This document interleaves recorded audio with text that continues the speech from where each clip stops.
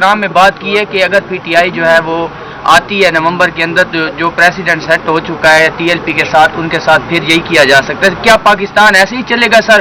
کوئی بھی بندہ آتا ہے اپنے حقوق کے لیے سڑکوں پہ تو اس کے ساتھ یہی سلوک ہوگا؟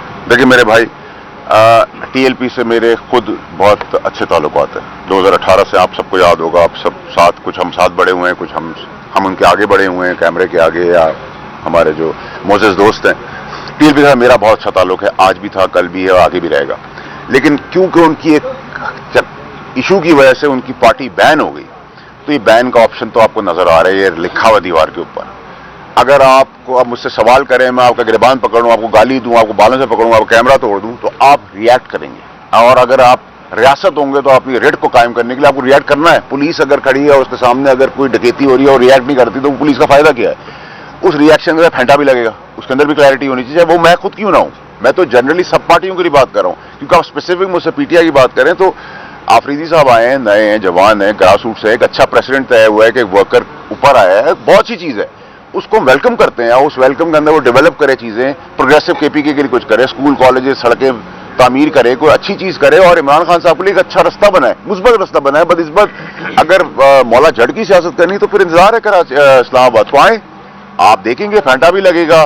گورنمنٹ کا آپشن ہے، بین کا بھی گورنمنٹ کا آپشن ہے، گورنمنٹ کا گورنر راج کا بھی آپشن ہے. تو یہ آپشن کلیئر ہونا چاہیے. کیوں ڈکی چھپی باتیں کیوں کریں ہم کیوں وہ روایتی ڈیموکریٹک بات میں نہیں کر سکتا. بلاول صاحب نے جو ٹویٹ کیا اور پیپلز پارٹی کے جو بیانات آ رہے ہیں وہ کچھ ناراض نظر آ رہے ہیں 27ویں ترمیم میں، کیا وہ مان جائیں گے؟ دیکھیں جی، پیپلز پارٹی ایک ڈیموکریٹک پارٹی ہے. بلاول صاحب ایک بہت ڈیموکریٹک انسان ہیں اور وہ ضامن ہیں اس ڈیموکریسی کا. اور زرداری صاحب جو ہیں پریزیڈنٹ صاحب ہمارے، وہ ہیں سیاسی شطرنج کے بڑے کھلاڑی. کمبینیشن باپ بیٹے کا بہت زبردست ہے. والدہ سمیت، نانا سمیت، ماموں سمیت انہوں نے بڑی قربانیاں دی ہیں جمہوریت کے لیے، وہ ہمیں نہیں بھولنی چاہیے.